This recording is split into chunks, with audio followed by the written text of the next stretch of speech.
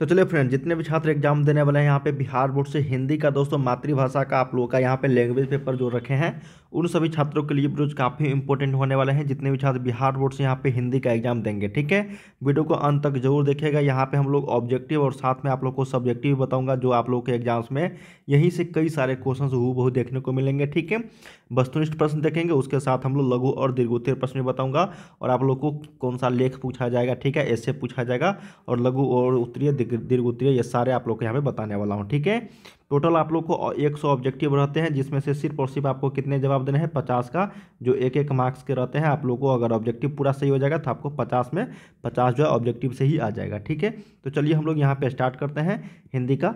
Video को अंत तक जरूर देखिएगा सभी छात्र, और लाइक कर लीजिए सभी इस वीडियो को, और चैनल को सब्सक्राइब करना मत भूलना। चैनल को जो है सब्सक्राइब जरूर कर लीजिए, ताकि इसी तरीके से नए वीडियो लेकर आऊँगा आप लोगों के लिए, नोटिफिकेशन आपको मिलता रहेगा, ठीक है। तो चलिए हम लोग यहाँ पे स्टार्ट करते हैं। देखिए आप लोग को यहाँ पे पहला जो है, सबसे पहले आप लोग को वस्तुनिष्ठ प्रश्न पूछा जाता है, उसके बाद आप लोग को ऑब्जेक्टिव और लघु और दीर्घोत्तरीय प्रश्न दिया जाता है। तो चलिए हम लोग सबसे पहले यहाँ पे ऑब्जेक्टिव देखते हैं। अंत तक जरूर देखिएगा, फिर से बता रहा हूँ, कई सारे क्वेश्चन यहाँ से आप लोग को सीधे देखने को मिलेंगे, ठीक है।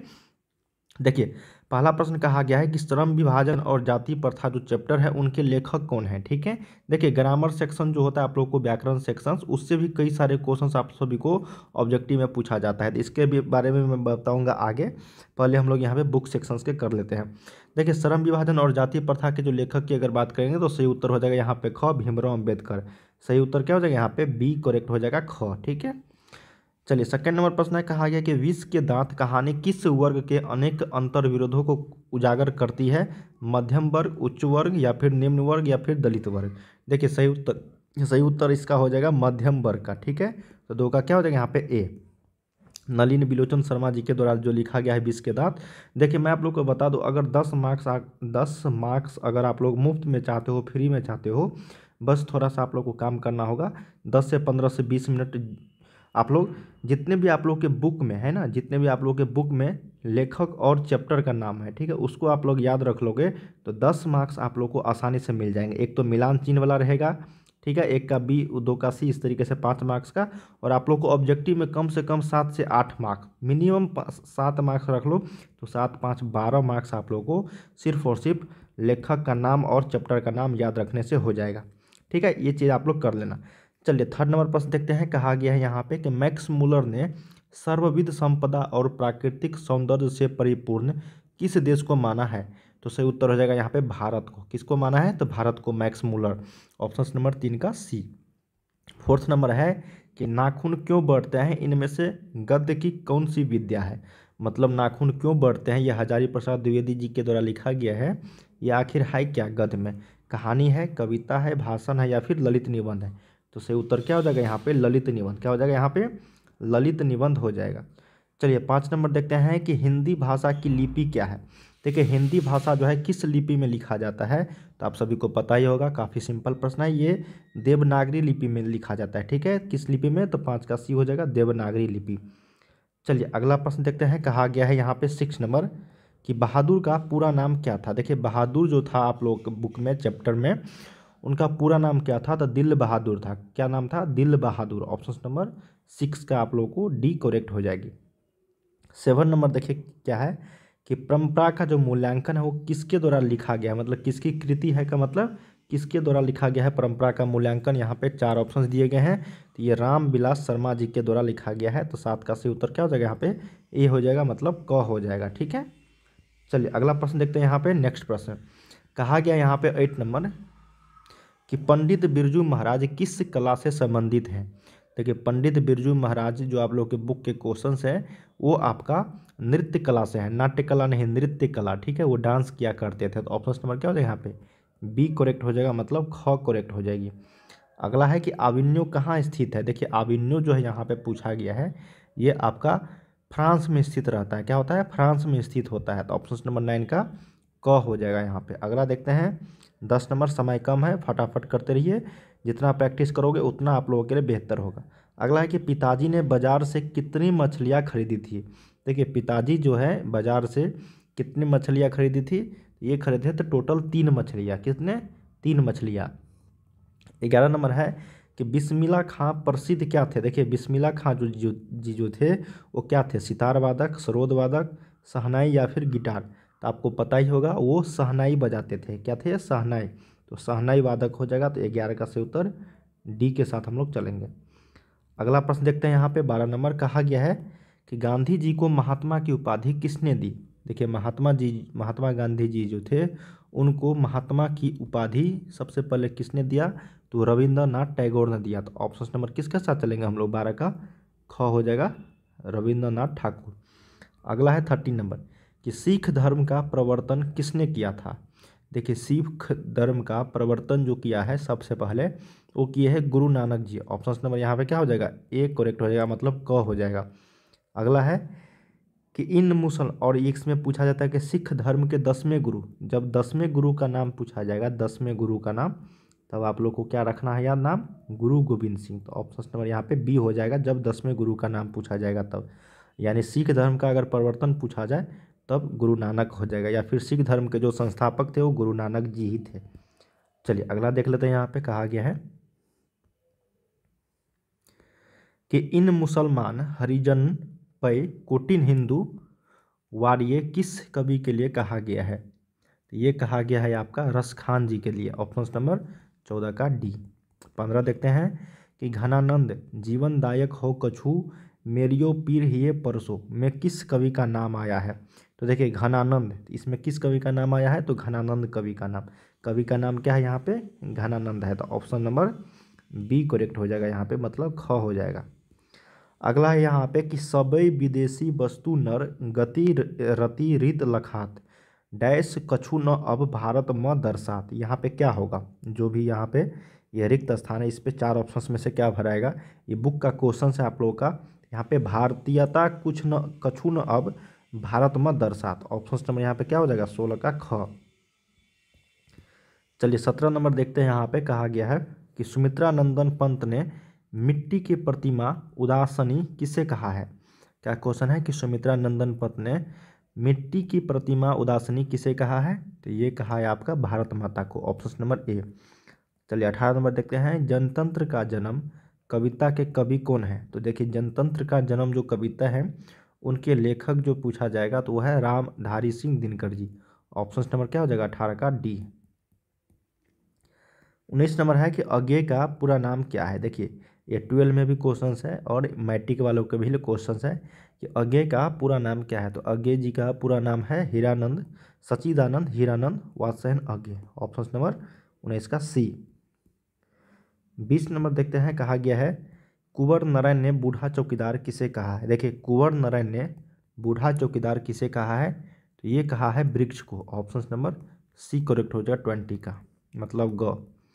अगला है कि मेरी नींद के दौरान कुछ डैश बढ़ गए पेड़, कुछ इंच, कुछ मीटर, कुछ सेंटीमीटर या फिर कुछ अधिक। तो यहाँ पे हो जाएगा कुछ इंच। क्या हो जाएगा यहाँ पे, इंच। ये आप लोग के बुक का क्वेश्चन है, जैसा था वैसे रिक्त स्थान में आप लोग को भर देना है। अगला है 22 नंबर की अक्षर ज्ञान कविता बच्चों के किस स्तर की शिक्षण प्रक्रिया से संबंधित है। तो सही उत्तर हो जाएगा 22 का यहाँ पे ए, प्रारंभिक शिक्षण प्रक्रिया। क्या हो जाएगा, प्रारंभिक शिक्षण प्रक्रिया।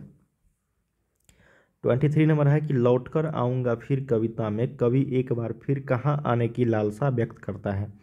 तो 23 का सही उत्तर हो जाएगा मातृभूमि बंगाल। ऑप्शन नंबर 23 का डी यहाँ पे करेक्ट जो है हो जाएगी। चलिए 24 देखते हैं। यहाँ पे कहा गया है कि रेनर मारिया रिल्के द्वारा रचित कविता कौन सा है। तो ये कविता का नाम है मेरे बिना तुम प्रभु। 24 का ए। 25 है कि मंगमा क्या बेचती थी। तो मंगमा जो है यहाँ पे दही बेचा करती थी। क्या, दही। तो ऑप्शन नंबर ख। 26 है कि ढहते विश्वास कहानी में किस राज्य को बाढ़ एवं सूखा से प्रभावित दिखाया गया है। तो यहाँ पे ऑप्शंस पढ़ लेते हैं हम लोग। बिहार को, राजस्थान या फिर उड़ीसा या फिर केरल। देखिए ढहते विश्वास जो चैप्टर है उसमें जो बाढ़ एवं सूखा से प्रभावित दिखाया गया है वह है उड़ीसा। क्या है, उड़ीसा। चलिए अगला देख लेते हैं कि मंगू जो है वो किस कहानी की पात्रा है। तो मंगू जो है वो दही वाली मंगवा नहीं, माँ चैप्टर के हैं। क्या है, माँ चैप्टर के। ऑप्शन नंबर 27 का डी, मतलब घ। अगला है कि पामपाती जो है किस रोग से ग्रसित थी? तो पंपाती जो यहाँ पे वो मेनिनजाइटिस रोग से ग्रसित थी, ऑप्शन नंबर ख। 29 है कि सीता को अपने ही घर में कैसा महसूस होता था?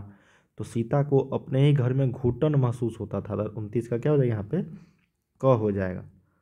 अगला देख लेते हैं कि व्यंजना। देखिए व्यंजना जो है क्या है? व्यंजना शब्द शक्ति है, काव्य गुण है, अलंकार है या फिर छंद है? तो ये जो है आपका शब्द शक्ति है, ऑप्शन नंबर 30 का क हो जाएगा। अब देखो व्याकरण से आ गया क्वेश्चन 31 नंबर। लोटा डोरी कौन सा समास है? देखिए जब भी आपको दो अलग अलग शब्द दिखे और बीच में ये वाला जो दिखे हाइपन, ये वाला जैसे हो गया आपका माता पिता, ठीक है, दिन रात, सुबह शाम, इस तरीके के और बीच में ये देखने को मिलेंगे, तो आप हमेशा क्या मारोगे? द्वंद्व समास का उदाहरण है। क्या है? द्वंद्व समास, ऑप्शन नंबर यहाँ पे ख हो जाएगा। अगला है कि व्याकरण वह ज्ञान है जो, क्या क्वेश्चन है पढ़ो, कि व्याकरण वह ज्ञान है जो त्रुटियों पर ध्यान नहीं देता है, नियमों का विश्लेषण नहीं करता है, ये कि मानकता के आधार पर शुद्धता प्रदान करता है। 32 का ऑप्शन नंबर क्या हो जाएगा यहाँ पे? ख, मानकता के आधार पर शुद्धता प्रदान करता है। अगला है कि विधानुराग कौन सा समास है? देखिए विधानुराग, ठीक है, तो ये जो समास हो जाएगा आपका, यह है तत्पुरुष समास। क्या है? तत्पुरुष समास। तो 33 का आपका क्या हो जाएगा? घ। 34 नंबर है संधि विच्छेद, कि प्रत्येक का संधि विच्छेद क्या है? तो प्रत्येक का हो जाएगा प्रति जोड़ एक। क्या हो जाएगा? प्रति जोड़ एक, ऑप्शन नंबर डी।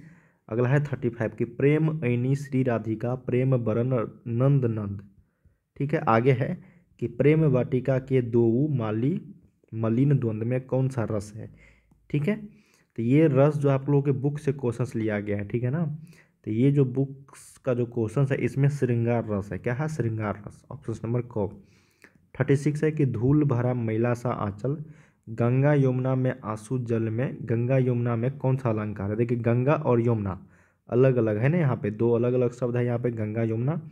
तो जब भी इस तरीके के शब्द आएंगे तो आपको लगाना है रूपक अलंकार। क्या है? रूपक अलंकार, ऑप्शन नंबर ख। चलिए अगला देख लेते हैं। यहाँ पे कहा गया है, इसमें थोड़ा सा हार्ड क्वेश्चन है, इससे इजी आप लोगों को क्वेश्चन रहेंगे। कहा गया कि पारिभाषिक एवं तकनीकी शब्द वे हैं जो किसी विशेष ज्ञान के क्षेत्र में निश्चित अर्थ में प्रयुक्त होते हैं। तो सही उत्तर हो जाएगा ऑप्शन नंबर 37 का ए। अगला है कि ड्राइवर जरा दूसरे चक्कों को भी देख लो और पंप ले जाकर हवा भर दो, ठीक है। कौन सा वाक्य है इसमें? कौन सा वाक्य आप लोग को लग रहा है? तो ये जो वाक्य है इसमें कहा गया है, ये संयुक्त वाक्य है, ठीक है। क्या है? संयुक्त, दो वाक्य को यहाँ पे जोड़ा गया है। जैसे यहाँ पे देखो ना कोमा लगा है ना, तो ये संयुक्त वाक्य इसको बोलते हैं, ऑप्शन नंबर ख। नेक्स्ट है कि काव्य गुण के प्रकार हैं। तो काव्य गुण के जो यहाँ पे प्रकार हो जाएगा वो हो जाएगा माधुर्य, ऑप्शन नंबर डी।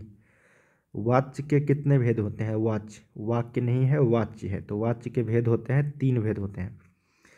अगला है यहाँ पे कि बातों की जलेबी छानना मुहावरे का अर्थ क्या है? तो बातों की अगर जलेबी छानना, इसका मतलब है वो गप सप में आनंद ले रहा है। तो ऑप्शन नंबर 41 का क हो जाएगा। अगला है यहाँ पे कि सभ्य का विलोम क्या है? तो सभ्य का मतलब हो जाएगा असभ्य। क्या हो जाएगा? असभ्य हो जाएगा। चलिए अगला देखते हैं कि वास्तविक में कौन सा प्रत्यय है? वास्तविक, जब भी आप लोग को उपसर्ग और प्रत्यय पूछे तो आप आसानी से उसका क्या कर लो? संधि विच्छेद कर दो, ठीक है। संधि विच्छेद कर दोगे तो आपको आसानी से आंसर मिल जाएगा। तो वास्तविक, वास्तव जोड़ इक, तो ऑप्शन नंबर क्या हो जाएगा यहाँ पे? 43 का सी, ग हो जाएगा। अगला है कि मनुष्य और आगे बढ़ा, वाक्य में कौन सा काल है?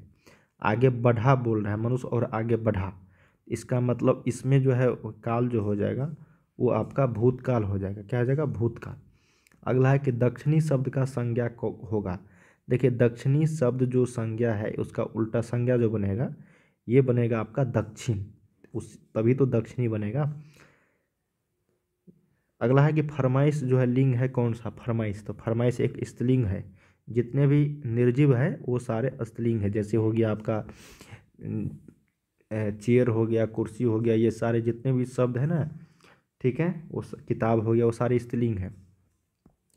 सामग्री का बहुवचन, देखिए सामग्री का हो जाता है सामग्रिया। क्या हो जाएगा यहाँ पे? सामग्रिया। अगला है कि नौबत खाना का अर्थ क्या है? तो नौबत खाना का जो अर्थ हो जाएगा यहाँ पे प्रवेश द्वार के ऊपर मंगल ध्वनि बजाने का स्थान, ऑप्शन नंबर ग। अगला है यहाँ पे कोशिश का पर्यायवाची शब्द क्या है। तो देखिए कोशिश का मतलब क्या कर रहा, प्रयास कर रहा है, तो ऑप्शन नंबर घ के साथ चलेंगे। अगला है कि कर्म का मानक आधुनिक रूप क्या है। तो कर्म का मानक आधुनिक रूप कर्म है, ये वाला कर्म, ठीक है, ऑप्शन नंबर 50 का ए। तो हम लोगों ने यहाँ पे ऑब्जेक्टिव प्रश्न किए हैं। चलिए अब मैं आप लोग को लघु उत्तरीय प्रश्न दिखाता हूँ, ठीक है। देखिए आप लोग को सबसे पहले एक 10 मार्क्स का पूछा जाएगा, 8 से 10 मार्क्स का आपको एक लेख पूछा जाएगा, निबंध पूछा जाएगा, ठीक है। तो जो मेन है वो मैं आपको बता देता हूँ कि कौन कौन सा मेन है। तो मेन की अगर बात करेंगे तो पहला है दहेज प्रथा तथा एक अभिशाप, इसको आप लोग देख लीजिएगा। दूसरा है प्रदूषण, ठीक है। तीसरा है कंप्यूटर आज की ज़रूरत। चौथा है खेल का महत्व, इसको आप लोग ध्यान में रखना है, पूछा जा सकता है। अब देखो अगला है कि परीक्षा की तैयारी का वर्णन करते हुए अपनी माता के पास एक पत्र लिखे। देखो पत्र लिखना एक बार समझ लो, कुछ भी पूछे परीक्षा की तैयारी का वर्णन करते हुए, या फिर स्कूल में छुट्टी लेते वक्त किस तरीके से आपको लिखना है प्रधानाध्यापक के पास, ठीक है। या फिर आप अपने पिताजी से कुछ पैसा किताब खरीदने के लिए, या फिर अपने मित्र को किस तरीके से पत्र लिखते हैं, ये सारे एक ही जैसे होते हैं। सिर्फ और सिर्फ आपको पत्र लिखा होना चाहिए, किस तरीके से लिखते हैं, इसको आप लोग ध्यान में रखना है। अगला है कि पाठ्यक्रम में हो रहे बदलाव के संबंध में छात्रों के बीच होने वाले संवाद लिखिए। देखिए या तो ये लिखिए या तो ये, दोनों में से कोई एक ही लिखना है। अब देखो एक गद्यांश पूछा जाएगा जो आप लोग को पढ़ के और आंसर देना है। ये बहुत ही ईजी होते हैं, ये गद्यांश में ही आंसर आप लोग को छुपा होता है, ठीक है। अब यहाँ पे आप लोग को देखो कुछ बुक के क्वेश्चंस होते हैं जो आप लोग के यहाँ पे दिए गए हैं, ठीक है। इसमें से आप लोगों से पूछा जा सकता है, एक बार देख लो अच्छे तरीके से। अब आगे यहाँ पे देखो लघु उत्तरीय प्रश्न फिर से आ जाता है यहाँ पे, ठीक है। उसके बाद आप लोग को दीर्घ उत्तरीय प्रश्न पूछे जाते हैं। अब थोड़ा सा आप लोग को यहाँ पे जो है जितने भी क्वेश्चंस यहाँ पे पूछे गए हैं ना, वो सारे आप लोग के यहाँ पे बता दिया।